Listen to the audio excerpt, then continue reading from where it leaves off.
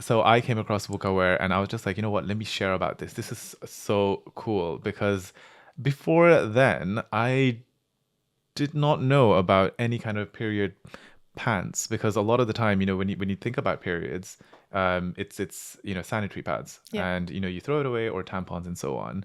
But I was just like, and then it was created by a fellow Nepali. Yes. So how did that come about, Ruby?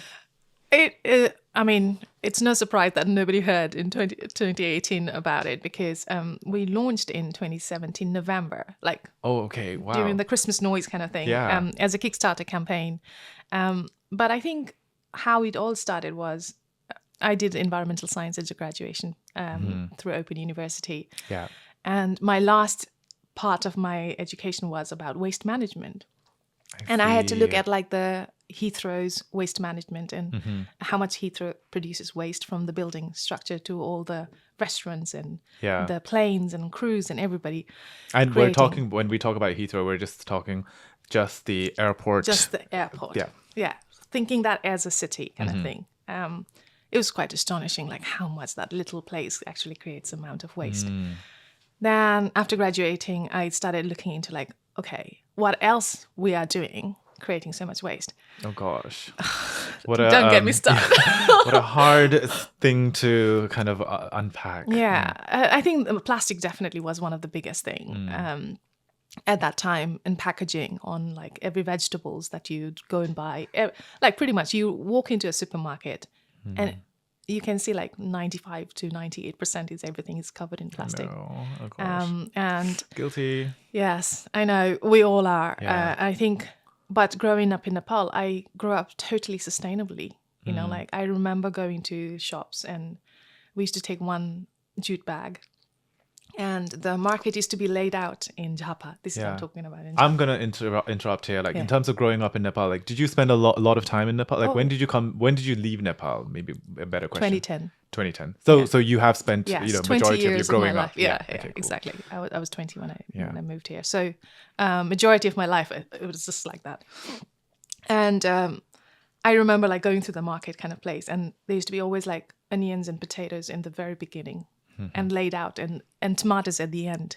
So you basically took one bag and then put everything in there as it is and then brought it home and basically you didn't come home with any plastic bags. Correct, yeah.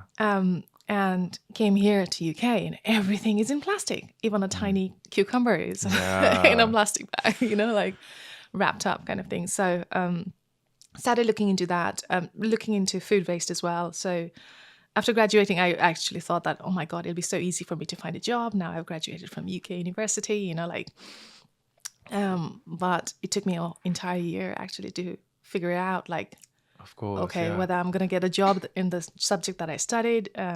Did quite a lot of interviews, a lot of applications and stuff. And at the end, I thought, like, if I'm not getting a job, I'm going to make a job for myself. Yeah. And at that time, I used to work in quite a lot of schools as like a childcare manager kind of thing. But I got into like school and how the school operated and everything. And I did want to follow my passion about like environmentalism. And so I developed a curriculum called Food Waste Ninjas. So that would basically teach the young kids about food waste, why it's bad for the environment, why it's bad for the health, nutrition, and money as well. So created this curriculum, ran a pilot project just to say like, okay, can I actually make it doable and will the school pay for me to do this kind of thing? And then all of a sudden I got this email from Sainsburys saying that they have got £1 million fund to do like a community project and stuff. Wow. And each community would get £50,000 to run this project. So I was like so excited, like I've designed this curriculum, I've got some form of idea as to how to run it. And I've proven it kind of the way. So I just wrote like 600-word application and said like, okay, this is the idea. This is how I want to roll it. This is how many school I can reach with that amount of money. And within 2 weeks, I got fully funded. That's crazy. So I got about like £36,000 to run this project. Incredible as well. So when, at the time of the application, you mentioned a pilot project. So had the pilot project already happened, or was this still pretty much a vision that you wanted to kind of deliver? No, it did happen. So one of the things about me is like, if I think something, I have to just go and do it. Love Like it. you reached out to me, right? Yeah. I couldn't wait for like Few next days 4 ago. weeks. I Yeah. know. A few days Yeah. ago, it's like, Yeah. yes, if you want to make it happen, you have to do it Yeah. like instantly, Uh-huh. and make it less cost effective. Yeah. But prove the point that you want to do it. Definitely. So the school that I was running, the after school club, I said like, I'm gonna do it for free for you guys. Yeah. So But the I- pilot project was the Food Warrior Ninjas. Yes, Food Waste Ninjas. Food Waste Ninjas. Yes. And the Food Waste Ninjas working with young people in the school, children. And what did they do? How did this, like the pieces in the puzzle work together? Okay. So the idea was to first is like do an audit. So without teaching any kind of curriculum, you weigh all the food waste that is happening during the lunchtime. Yeah. And separate it according to like carbs, salads, fruits, and pudding kind of way. Yeah. And weigh it, like physically weigh it, how much waste it is. Then you run a class where you teach young kids about like what is food waste, why it's bad for the environment, where does the food actually come from? Do you know like how is pizza made, or where's the salami coming from that you're eating, those kind of yeah. things. So quite a lot of students are clueless about like, Oh my God, definitely. I get it yeah. from supermarket. That's the answer. Yeah, or like we just expect like watermelons or strawberries to be ready all year round. Yes, because exactly. we get that available. We Yeah. don't think that it's a seasonal fruit somewhere. It's funny, like there is only like 7 to 8 of the items in vegetables that is actually grown in the UK. And most of them are transported from European countries. Yeah. And some of like South America and stuff. So we started talking more into like detail as to like the carbon footprint of the fruit and vegetable that we eat as well. So after going through that education series, if they pledge, basically they get like a sticker or a wristband kind of thing to become a ninja. I love it. And then after like 2 months later on, you go and do the same audit again. But then this time they are a ninja, right? As a Yeah. ninja, they have to make sure that they don't waste the food. Correct. And then when we went next time, it was like 60% reduction in food waste. So that was Wow. like, That's amazing. And I Yeah. think, that's like the best way to do things, especially when it comes to, I mean, there's lots of different ways, but incorporating and involving young people in, because, the future, and when we talk about sustainable future, etc., it's whose future? It's for right now as well, but as well as making sure that we're not like making the future worse for the people who will actually be there. Yeah. And that is impacted by what we're doing now or what we're not doing. And so they need to be part of the chain. Absolutely. And I think, you've done that so well. And I think, that comes down to, what you studied, what you read, and what you incorporated as well. yeah, and how we lived, in Nepal. And I Yeah. think like there are quite a lot of the things that we have to learn from East. We have done things so much better in sustainable way.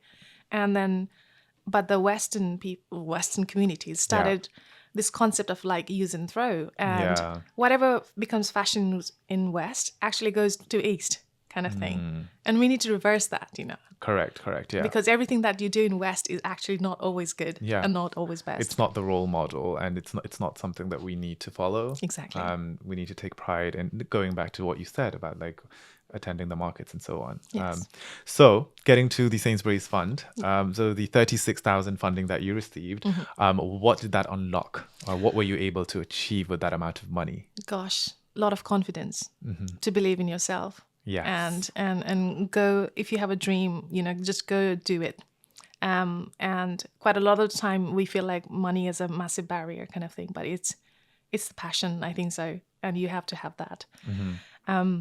I hired my first 2 team member of staff. I've never worked in office, now believe me or not. Really? Till then, yeah. Wow. And then even with the Wuka, this is my first time ever working in an office and having a team around me kind Oh of my thing. God. So your first kind of office job, like this kind of job, you did mention you were working in different kind of childcare, Yeah. school situations and so on. So, but outside of that context, your first job was the job that you created for Yes, yourself. That's yes. crazy. And that's such an amazing thing to be able to share to other people as well. Yes, and so that was a very big achievement, and I think that gaining confidence is like one of the biggest I would take it from there. But we managed to teach over 4,000 kids by the end of the project, and even when they used to meet me on the street, it's like, that's my sensei, you know, like then you become the teacher and then they become the ninja kind of thing Yeah. at the end of it. Oh my God. Yeah. Love it. We made it so much fun that they started talking to their parents about it. Then we started doing like a parents consultation about like how to reduce the food waste at home, those kind of things. So quickly within a year, I won the mayor's award in St. Albans, and that was a big achievement after Oh my God. the food waste ninja. Congratulations. Oh, that's amazing. Yeah, I think you have to get some kind of recognition to understand what you're worth and what you're doing is actually good for everyone that For you're everyone. doing. Yeah, definitely. So while I was doing that, I was also doing quite a lot of other things. I used to run a pop-up kitchen in a vegan kitchen, and I used to cook Nepali food. Oh, wow. And every Friday I used to put it up in social media, and then I used to have like 35 people turn up to eat like a buffet Nepali dinner. And this was around St. Albans, like North London as well? Yeah. In St. Albans. And people used to come from quite far away because I think 2017, 18, we are talking about like vegan food was still a very new thing and there was not many restaurants that were doing it. Yeah. And Ruby, how did you market? Like, how did you let people know? Because, you know, sometimes it's still a struggle to get people through the door or them to just turn up. Yeah. So powerful tool, social media, obviously. I didn't hesitate to actually join the group and start engaging with them. And this is the thing I think quite a lot of people fail to do is like they think that they need to create this community and they need to open this page and they need to open this group kind of thing. You actually don't. You can join so many other groups, engage with them, think like read some of the threads of the people, what are the problems they're having and those kind of thing. Yeah. And often when you communicate, there is always this like group of people who are always chatting to each other kind of thing and they get to know you. So whenever you have any kind of news, you can share it and then they will amplify that. Yes. So it's a community building, I think so. And that's what literally I did. It was like, I started like going to like Hertfordshire vegan and vegetarian group or St. Albans Mum's page, those kind of thing. And started and engaging in there. Yeah, you worked with what is actually already there. Yes, exactly. Oh my God. Oh, that's so cool. And then, so I guess, you know, you got noticed by different people in different, you know, various fields and so on. So your success was not just in Silo, but even the community, the county also saw it, which is great. And so where does the connection to Wuka start? Or when did Wuka become a bigger thing? And where, So while I was doing all sorts of things together with Food Waste Ninja, I started getting into like schools quite easily. So at that time I was also volunteering with Women's Environmental Network. It's a charity based in East London, helping women and environment at the same time. Like everything that we do affects women more than men, even in the environment kind of thing. And they did run a project called... I'm just going to stop you and ask why and how women are affected more by the environment than men, because I feel like some people may have this question if they're listening. And I think this would be a great opportunity for you to share. Give you an example. So especially when we're looking at East London kind of scenario, quite a lot of the mums are like stay-at-home mums. There's a quite huge BME background families around there. And they are the one who actually drop the kids off, pick the kids up kind of thing. So they are usually more out in the road. And air pollution was one of the biggest topic that we were highlighting at that time. And when you're out in the street, walking your kids to the school, back, shopping, this and that, you are more exposed to like the pollution in the environment than a man goes to the job, does the job, comes back home, those kind of things. So just give you just a simple kind of scenario. And we used to also say like the kids are more prone to pollution. Correct. Because when the kids are in the buggy, they're at the lower level and more closer to the exhaust of the cars and stuff. And people don't click these things together, you know, but they are more in danger in terms of the pollution and stuff. Definitely. So this was one of the examples. The other thing was like about food growing and healthy eating, those kind of things as well. We started looking into it. But they did a project 20 years ago about the chemicals that is used to make your sanitary product. And why are the menstrual product perfumed and, you know, and why are the tampons so white and bleached, those kind of thing. And for 20 years, they never looked back again to that project. And while I was talking to them, I shared my experience of having my first period. And this will resonate with quite a lot of Nepali girls, still now in Nepal. My first period was I had my period, my mom basically just gave me her sari, old sari, cotton sari, cut into square pieces, and said like, these are your menstrual product for the rest of your life. And she also told me, this is your first period. That means you are not allowed to stay at home. You have to go away and stay with your parents, to your aunt's house, so that your dad cannot see you. In the beginning, I was like, well, okay, my cousins are there, 2 of them. Yeah. I'm fine. I'll just go and stay with them. Nothing to worry.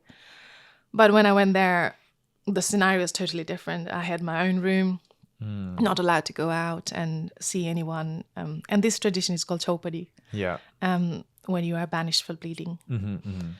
And the reality struck me when people started passing my food down on the floor and not giving one in my hand. And I was like, what are you doing? Like, literally just yesterday we were fine hugging and everything. And now you're throwing the plate onto the floor, on the ground to me.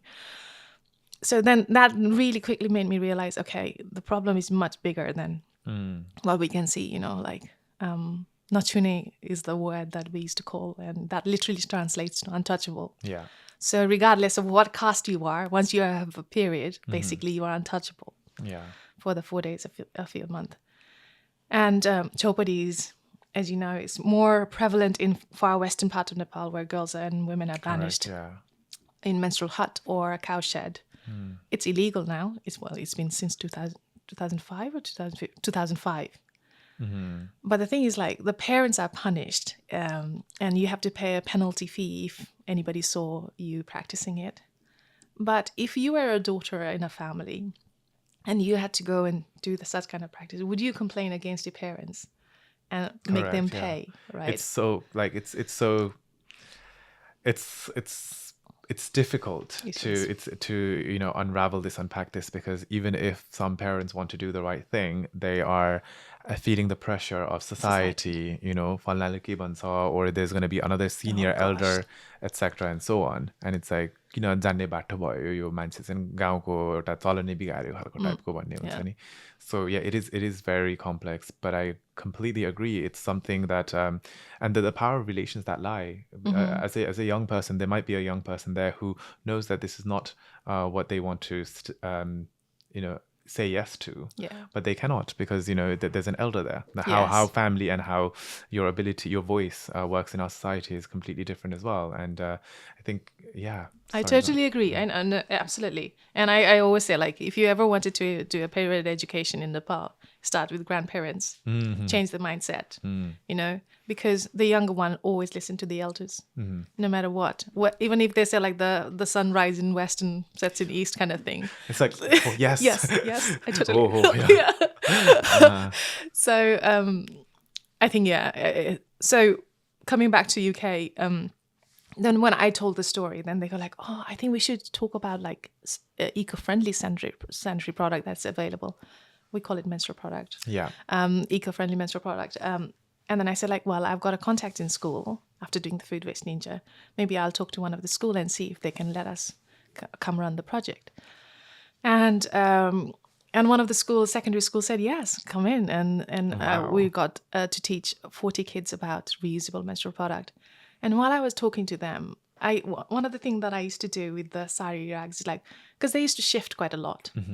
And they were long as well. And then wedge, sometimes when you do sports, they used to literally fall off, making this embarrassment moment for everyone. And I used to start pinning the pad in the pants. Now, very dangerous thing to do. Of course, very uncomfortable. Very uncomfortable. Can you imagine, like, sometimes the pin used to come out, and then like, this is the wrong idea. Then I moved to like maybe wearing slack shorts kind of thing. So that it's more like stable. Wedged in. Yes, exactly. And I was telling the girls here in the UK about that, and I literally had this moment like, why didn't I ever like stitch the pad in the underwear? And made it like one piece. So all you have to do is just take it off, wash as an underwear. Yeah. There's also this stigma around washing the cloth pads in Nepal, that if you wash and hang somewhere and then if somebody takes it away and burns it, voodoo kind of thing, you'll be like infertile for your life. Really? Oh my God, I've never heard of that. Oh, wow. When you are young, that's like scarred in your life. So you never dry your cloth pad out in the sun. Yeah. And this becomes quite a big problem with hygiene issues and stuff Of course. because it doesn't dry properly. Yeah, And it's you are constantly damp and Yeah, exactly. So for me, it was like, if I just make an underwear, all I'm doing is like drying an underwear. Nobody actually know yeah. that you are drying a period pants or sari rag kind of thing. So came home, went to secondhand sewing machine that was literally around the corner from my shop, from my house, and bought it for like £60 or something, and then went on YouTube and learned how to like thread the Yeah. sewing machine by I love myself. it. Old school. Old Yeah. school, good old humble YouTube. And I never sewed anything in my entire life. And in fact, my mum ever told me, like, don't ever learn to sew because you'll never get new clothes. You'll keep on stitching and wearing the same Yeah. thing, kind of concept. So I never learned anything. So I taught myself, and then basically then I started learning about like pattern cutting and like how our underwear made, like Yeah. so I cut the side of the two underwear, made it like a flat, and then I found that like, okay, if you put the same two underwear, you can wedge anything inside in between and re-stitch the whole thing Oh yes, to of make an course. underwear. Yeah. So I basically just did that, and made like first two pair of underwear, and I said like, I'm gonna use it by myself just to see how it works and whether I feel comfortable or not. I think I started with like size small underwear, and then by the time I stitched it, it was extra small. So I was like wearing the tightest underwear. Yeah. So, when obviously this right now at this stage where we are of this journey, you're at the point where you're literally designing, doing everything yourself. Yeah. Did you have much knowledge, or what materials were you using in terms of the absorb? What is the word? And like the material that would Yeah. absorb the blood that would come out. And where were you getting this kind of knowledge from? So I started with my husband's t-shirt. Oh, okay. Oh, so you literally thought, okay, sorry, Any rag, cloth. what could be the next thing? Yes, Yeah. exactly. Anything that is like a cotton-based that Yeah. absorbs, I'm happy with that kind of way. Okay. Made few layers of it, just like the sari rags kind of. Yeah. And there was a reason why my mom used to give like the oldest sari rag, because they are the most absorbent one. After like multiple wash, they become more. They are like a towels. Yeah. The more you use the towel, they become more absorbent towards. Okay. And yeah, so it started with like baseline as to like, okay, whether it works or not kind of thing. And one of the things, every time I used to use it, was like the liberation of like, actually, I don't have to wedge anything in between my legs anymore. You just wear an underwear. It feels like an underwear. Yeah. There's no shift. There's no movement of anything in between you. So that was a kind of like a revelation of like, okay, this actually works for me. Now, I don't know whether it works for other people or not. Then I started looking into like absorbent fabric, like you said. There already exist this reusable nappies. Yes. Like I remember like my sister using this muslin cloth for my nephew when he was growing old. And that concept started coming up, and then I started looking into like reusable nappies. How does it work? What kind of absorbent fabric they use? Those kind of thing. So I managed to find like few suppliers in eBay who does like just the fabric suppliers. And also the leak-proof layer kind of is the same kind of concept kind of thing. So ordered some of them, and then again started making the underwear by myself, putting the leak-proof layer, an absorbent layer, and then two underwears in between, and then test that second round. There was so many design flaws. The size was not working. It was leaking from the edge kind of way. Yeah. So then I brought in my husband. His background is design. So I said like, you need to help me solve this problem kind of way. Yeah. So then he started talking more about like intricate about like, okay, this is the reason why it's leaking. You should do it this way kind of way. So managed to find this pattern cutter in London, and they said, yes, we can make one underwear for you and a pattern cut. Yeah. And this was, I think, the biggest part of my expense was like, I paid, I think, around £600 just to make this paper version of this underwear. Oh gosh. Yeah. I was like, okay, that's my 1 month salary just gone into it. Kind of that way. Well, hopefully that set the tone for the rest. Yes, exactly. Yeah. Good investment. Yes, definitely. So I took that pattern cutter, and then I started looking at lingerie manufacturer here in the UK. And there was one last standing lingerie manufacturer in Pontypridd in Wales. I called them and I said like, I've got this idea. I don't know where to go to, but I think you guys can help me can I just come 2 days and learn how to sew in underwear? And they said like, yeah, that's fine. We'll just charge you for the underwear making cost. You can come and learn as much as you want, kind of way. No way. And that was Yeah. a random phone call. I mean, not a random phone call. That was a phone call out of just a search to figure out Absolutely. what existed in this country. Absolutely. And I it's just like, love you it. just have to get that guts to actually just pick up the phone and do it, you know? Yeah. Like, and then they gave me like, I think after 4 weeks, I had to go there. I stayed there a couple of days. They taught me from everything from fabric cutting to the pattern that I made. They my used the same God. pattern on Yeah. it. And So amazing. 2 days later on, I came home with like 30 pair of underwear. Yeah. Wow. And I went to the Facebook and I said like, I've got 30 pair of period pants. I know you know nothing about it, but trust me, if you want to try it, please let me know. Yeah. Next day, I've got like a queue of like 12 women in front of my house whom I have never seen, never known, never spoken, ready to try underwear. Wow. I was like, how did that happen? Like, people really Were you excited? love- Were you nervous? Were you like scared? both, Because I it's guess. like all your idea and vision coming to life, but as well as like, you're kind of like, oh my God, am I ready to like let it out? I was a bit worried about like, oh my God, so the idea is out now. So anybody like who's got money and things that, like that bit of a Yeah, scared kind of feeling. But then I was like, okay, well, I have done all of this part, so they haven't done it. They just Yeah. have got the underwear kind of thing. But the other thing that was quite scary was like people were just undressing themselves in front of you, and you're like, am I doing the right thing? Will I be ever be like come into trouble with all of this kind of thing? Because in the UK there's lots of like issues around like consents and things kind of thing, course. right? And then I'm like, okay, I need to write a name. You need to sign here Yeah. and say that okay, you are You changing. agree. Yeah. All of those. You have to always be safe in this kind of thing. But everybody was so nice, like, and I had like people from all walks of life. I had a trans person who was just transitioning, a mum who was a lorry driver, to like, Yeah. like various people from all walks of life. And it was just incredible. And then they just went home, took a pair each. And after a month, and I started getting like a response from them. And it was just like, oh my God, they got like life-changing. Yeah. I never thought I would say this. Wow. It's so comfortable kind of thing. Really gave me that hope. Okay, we are onto something. And this was in 2017. Yes. So 2017. And from Summer then time. onwards, what was the next step? Because I'm assuming that, you hit the kind of, okay, this is it. Now I need to go bigger with this. Yeah. I always wanted to do Kickstarter campaign. I used to support quite a few of them. While between the like university and finding my first job, I did this what do you call it? Like almost like a small course called Lean Startup Machine. So what you do is you go on Friday with your idea and a vision, you pitch it, and if people like it, they will come and join your team.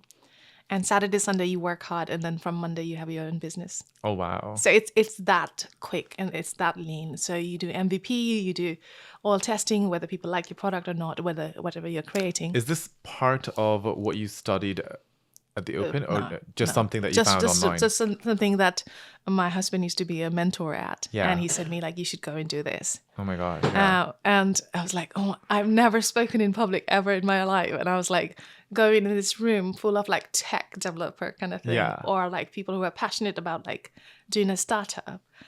And that was something I learned at that time, was like, okay, if you want something, you have to do it now. Yeah. Don't wait for it, and don't think that everything costs so much of money. You can always test it in a small blast, like the pilot project I did, like Of course. at a small scale. Where were we?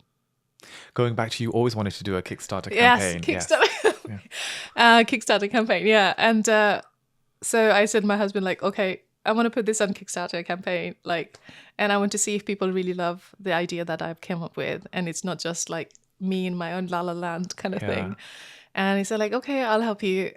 So he took me to his office at trainline.com and during the weekend, and he said, like, okay, we will film a story of how you started and everything, and why you're doing it. Narrative, so important. I know.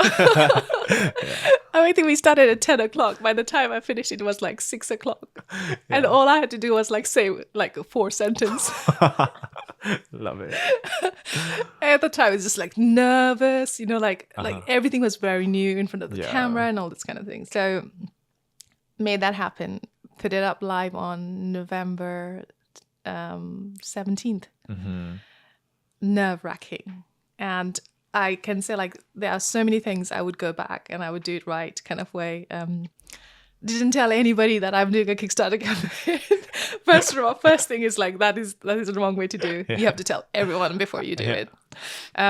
Get a press involved, like tell your friends, ask them to share on socials kind of thing. And then it's only when it went live I was like, okay, I've got like only 4 people bought it to my idea. How do I make this happen?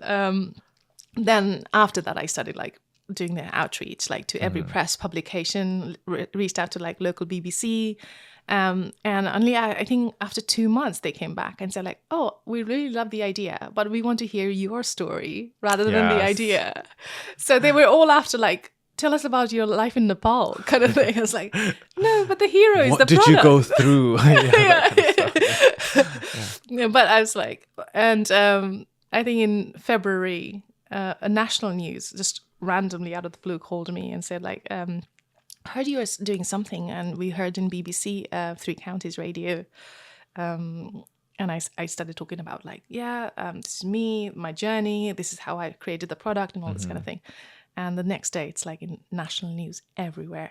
That's amazing. Like literally every publication that you can think of, like Daily Mail, Mirror, Sun, Independent, and it was all leading up to that moment. It's like when one thing starts shouting about it, everyone will. I know. Right? It's crazy. Yeah. And it was like the UK's first period pants is here. Would you try a period pants for like £30? Yeah. Like you got all the good high storylines as well as like the negative storylines. Yeah. Anything that can sell the news basically.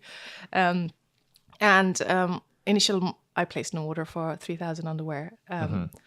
But then the next day I was like out of stock. Really? Yeah, oh my god, that's like, amazing. It just blew up. And at that time, how much were like a pack of pants or maybe one pant selling for? Yeah, we were selling for $29.99 for one pair of underwear. $29.99. So that's quite expensive. But I guess how long would they last is another question. 2 years. 2 years. So that's a good investment. It's good investment. Yeah. But also, I guess there are like quite a lot of factors why we put the price so high up at that time.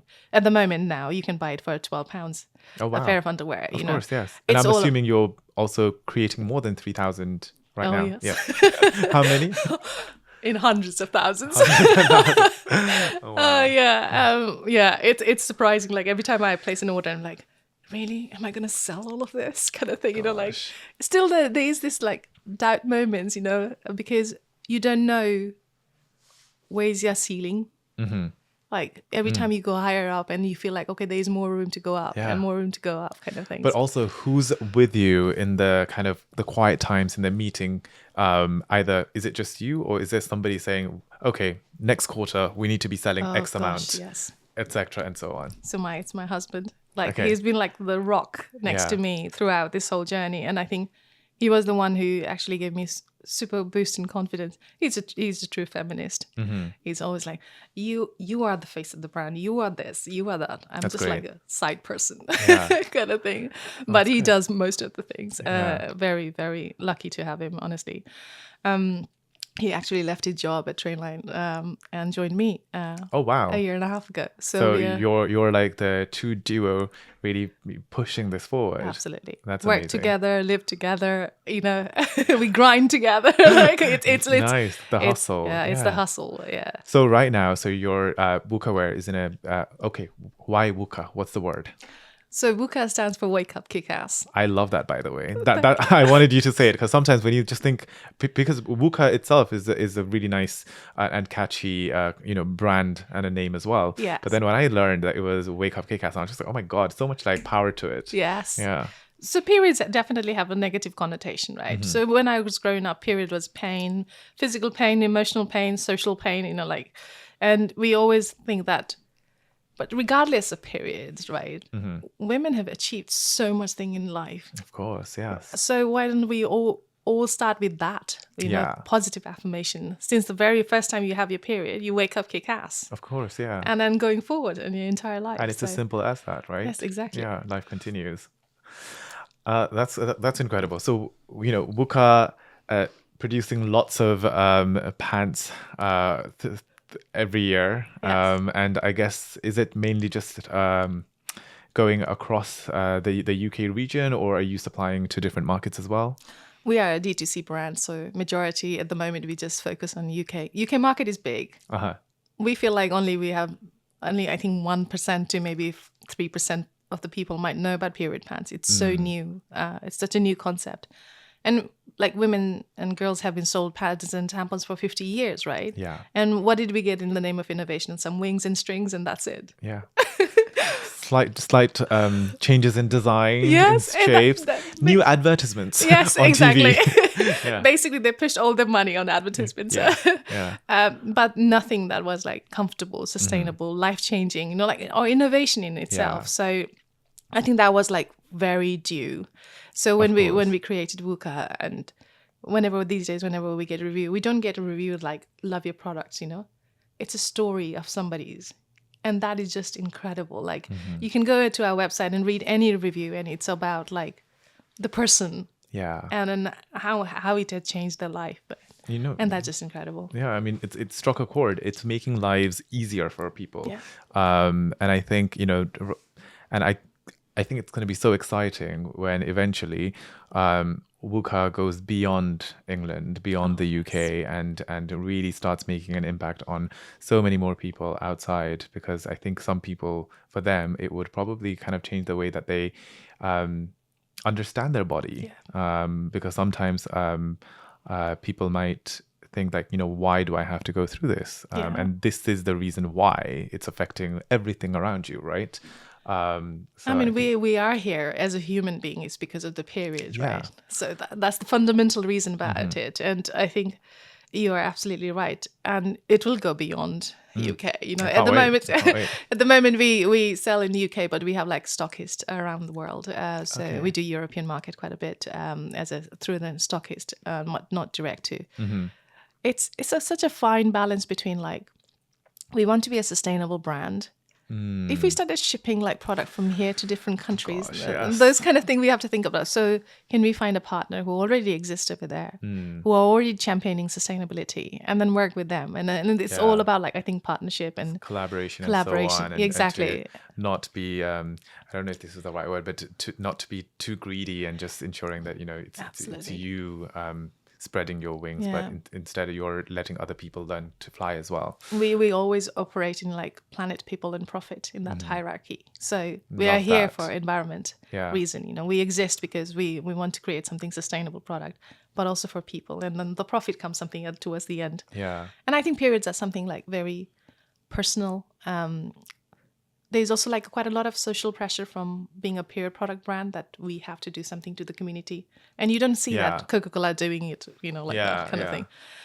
And in a way that makes us feel like really very purposeful driven brand, and selling is not enough. We have to do more than that.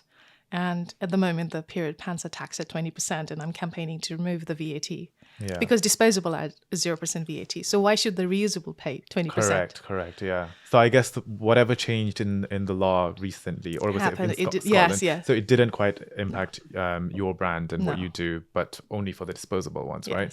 But then the idea is that we want to go for what you do, because what you do is the period pants are not disposable. You can keep it, and actually you're not creating as much waste. Less landfill waste. Yeah, exactly. What the kind of disposable sanitary pads and tampons, etc., would do or continue to do. Exactly. Lifetime, if you're making a comparison kind of thing, you are using 129 underwear versus 11,000 single-use plastic tampons pads. And I don't know how much pads would cost, but I'm guessing that's a lot of money as well throughout a lifetime, right? So every 2 years you spend about £72 to £75 on pads and tampons, versus you can buy £50 underwear, and that will last you for over 2 years. You never run out of it. You can take it on holiday whenever you want to. You know, so like it's always in your drawer. And quite a lot of people complain about like they're ruining the bed sheets and underwear as well because of the blood surprise period. Yeah. And those are the I guess the tick box that period pants ticks. Yeah. One question that I wanted to ask is, well, among other questions, sometimes there are people like who I have friends who say like, oh my God, it's a time of the month and they're on their period, but some periods are really, really heavy, and even they who have been, experiencing this for a really long time, they're worried about like, oh my God, I'm worried that it's gonna go through or something. Yeah. So I feel like it's. Are there people still slightly anxious and worried about trying on period pants, because obviously it's a new thing and trying something new is always a bit of a like, should I, do I, and then it's like, what happens if it goes through? Like, what's your answer to that type of question or hesitation? I attend quite a lot of in-person event, and I love talking to people. I love hearing the first question, and this is definitely one of the first asked questions is like, oh, but I have got a heavy flow. Does it hold it, kind of thing? We actually have got like super heavy flow underwear. So that holds up to like 60 ml. Wow. Now, to give you a context, when a person has a period, they have like 80 ml of flow between 5 days. And this pants itself on its own holds 60 ml. So it holds about like 80% of what you would bleed in 5 days in one pair of pants. So we always say like, if you are quite coy about using it, start with like, if you have a period on the weekends or on at night, they're great for like sleeping, giving you a peace of mind that you don't have to wake up and change and all this kind of thing. So maybe start your transition from sleeping on it. And then when you're at home, use that. And especially, and then if you are out and about as well, you can always use it adjacent to whatever you're using. I guess it's about building confidence in the beginning, just like how, with anything. I guess even trying on your pads for the first time, tampons for the first time, it's a nerve-wracking experience for a lot of people. I remember being in school and they used to teach the whole class. And I'd be like, oh my God, that's so scary. Because, they say that if you leave it inside for too long, apparently it creates some sort of a shock and stuff. It creates a room for a bacterial growth. And then the reason after that is like you can actually create a toxic shock syndrome. And quite a lot of there are quite a few cases where like people have to amputate their legs or arms because of it. So it is something to be scared of, and these are the things that the company don't sell is like the warning signs of like, and all they sell is like, it's all about convenient and easy to use, but not the downside of it. Like quite a lot of the company don't also say that you can't flush the tampons pad down the toilet. That creates such a mess. I know. And there, you see signs in different kind of restrooms and so on. Yes. Till date and so on. But yeah. So in terms of Wuka, like we're in the middle of 2022 right now. The Menstrual Health Day was just yesterday. It's today. Oh, it's today. It's today. So I don't know when people will be seeing this podcast. But it's May 28th. It's May 28th. Yeah. So Menstrual Health Day. So what's next for Wuka? Like, and obviously when I ask this, it doesn't have to be something new, but like what would you like to continue doing, or where do you see this going just in the immediate next year or years? Yeah. So on the 27th of May, I'm giving you a date so that people can go back and have a look. We actually launched a new Wuka, and it's called Wuka Flex. Congratulations. Thank you. Last year, I think towards the end of like May, we realized that one of the reasons that when we went to supermarket, so we are in like Morrison's, Superdrug, Urban Outfitters, quite a lot of like Planet Organic, those kind of retailers as well here in the UK. And one of the things that they used to do was like they used to only take the size SML in the store because they didn't have much shelf space. Yeah. And that really made me upset because we cater for everybody. So we go from size 2XS to 6XL. And very little brands actually do that. And that is something that we are super proud of, like from the diversity of the person that we represent, that when you go and see it on our website to the sizes that we represent. That is something like we are super proud of. And they didn't represent that. So I was like, okay, how do we solve this problem of like, how can we reach to more people without taking that less shelf space, but also like acknowledging that there are people of all shapes and sizes kind of thing. So we created this underwear called Wuka Flex, where one size fits 4 sizes. Wow. Okay. So That solves one of the shelf space problem as well. exactly, Yes. yeah. So it started with that, but then we started thinking about like, okay, actually, this solves quite a lot of problem because we made the underwear a detachable one as well. So if you are in a festival plane, wherever they're changing is very small, you can actually change it without having to take your old trousers down and change the underwear very quickly and easily. It It's really detaches on both sides. fascinating, by the way. Yeah. I'm just trying to figure out how that works, but that's really cool. Where you're traveling, all of those kind of things. And I think for us, for me, it's like I want to be where everywhere there's pads and tampons, I want Wuka to sit next to Right it. next to it. Yeah. Yeah. That's amazing. And then maybe push it out later on. Yeah. No, And just that's be exciting. the underwear. No, that's exciting. I want to ask as well. So right now it seems like there's a lot of kind of input going on from you and your husband. Beyond that, how many people do you have in your team? So the team has grown really rapidly, actually. So my husband joined 18 months ago.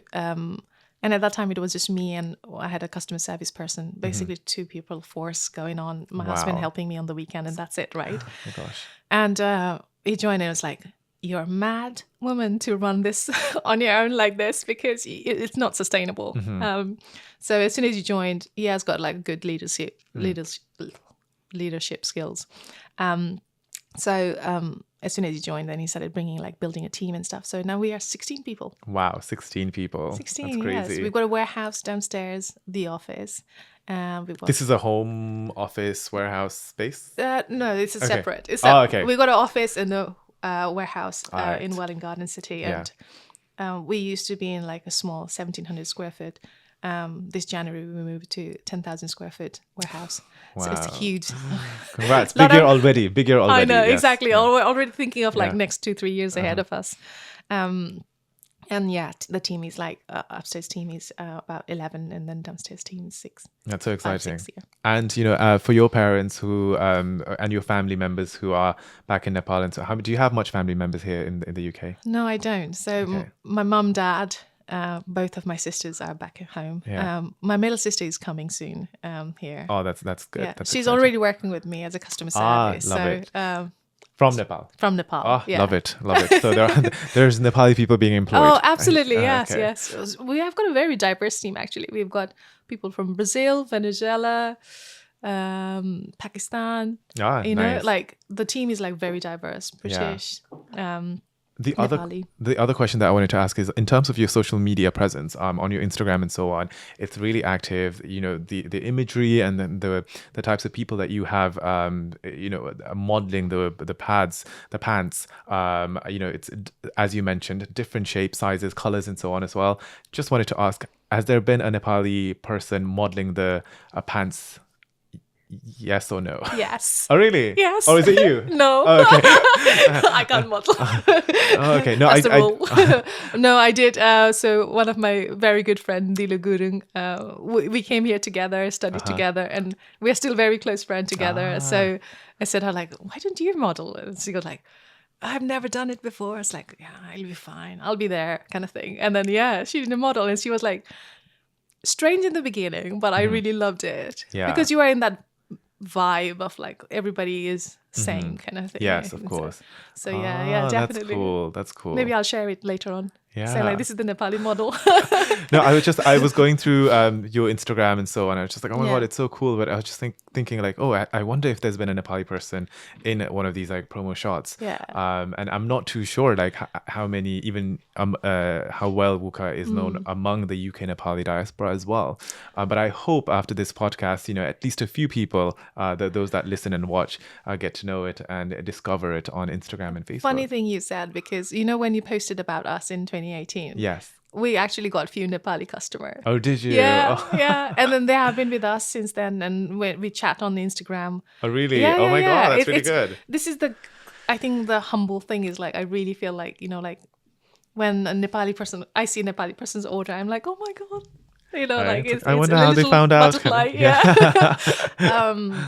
But yeah, no, I think every time you post, I get like few requests on social media as well. It's like, so it's working. No, I think no, definitely. I will be there for when Wuka goes beyond as well, because this is so needed in so many places. We tend to think about menstrual health and menstrual hygiene and pads only in the context of like rural communities. But I've heard your interviews and talks countless times before, and I love how you said it's not a problem of the East. It's not just a problem of the East or something that we need to tackle in rural communities of Nepal, etc. But right here, when you look at it from an environmental way, waste and so on, and also like why hasn't this product actually gone through that innovation? A lot of things go through innovation. A lot of things, like, we're just thinking, okay, it's getting better and better, but like how come people are stuck with pads? Right? Yeah. How come the cars get innovated so much? Yeah. That now we have moved to like this auto driving and full electric and then, vessels and all this kind of thing. And so it's just like, I think even when I read about the pants, I'm just thinking, oh my God, why did nobody think about it? Like, why? Like, so much stigma. Even in the UK, there's quite a lot of stigma around periods, and it's been like one of those things. Like when you use pads and tampons at home, most of the parents say to wrap it on the tissue paper and put it in the bin, kind of thing. So something not to be talked about. Yeah. And like, it's like pretend as if like no one sees it. Yes. No one sees it. Like it's like, even you don't see it kind of stuff, right? Yeah. And that's the way that, we're operating and so on. And I think we need to go beyond. And obviously when people aren't talking about it, you can't really innovate it, because you don't really talk about how it's actually not cool. Exactly. Yeah. Exactly. But yes, thank you so much for coming in and sharing about yourself, about Wuka as well. I hope that, today was mainly an introduction about Wuka, but I hope next time we get to hear your story. Just like how the editors of various magazines would always want. Yes. It's like, come from the Himalayas. That kind of angle. Yeah. I guess, then I can tell you a story about like, when I was little, I used to carry a little gagri. Yeah. So and then go and pick up the water from a quick question. Like, so when you came to the UK in 2010, before that, were you still living in Jhapa, or were you like kind of in Kathmandu? No, I was in Jhapa. Throughout? Yes. Wow. You'll be surprised. Like I sometimes tell people here, like I had seen maybe 3 white peoples before I came here in the UK. Yeah. I'd never seen anybody wear a burqa. I never thought that there were so many religion. So when I first came to the UK, I was like, oh my God, like it's a culture shock. Like there are so many people from all around the world, and what to say, what to not say, like it was total culture shock for me, definitely.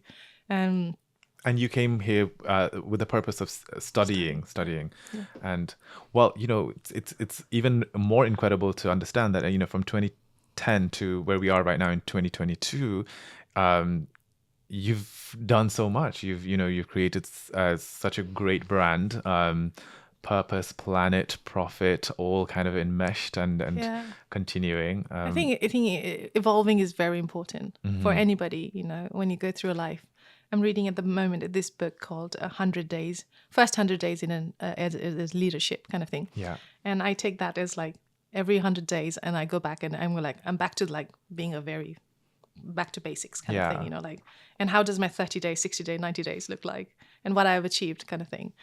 I think that is very important. Like if you want a personal development kind of thing, to think it as that way, because sometimes it can be quite overwhelming with everything is going, everybody's doing something. Yeah. And you feel like, am I the one who's not doing anything and missing it out? So it's good to like plan that way, give yourself like a small goals that you can hit, and then exactly, and not be so overwhelmed by that 5-year plan. And I know, exactly. Yeah. Everybody talks about this bloody 5-year plan. Bite-sized chunks. Exactly. That's the best way. But thank you so much, Ruby, for coming over and sharing about Wuka. I will have all the links to Wuka on below this video, etc. And any final words? Whatever you're doing is absolutely incredible. Like the community that you built since 2015, earlier than 2008, when you were 15-year-old, right? And up until now, I think it's just incredible, and how you are so tenacious about it and have been going, like following it through. Quite a lot of the people just give up and not do it. And I think that is something to and a great example of any person. So I really love it. Well, yeah. Thank you so much. And to everyone listening, thank you so much as well. Feel free to drop a comment or a rating wherever you're listening or watching. and reach out to Wuka. And yeah, make Thank you. sure you get them too. Yes. All Thank you right. so much. Bye. Bye.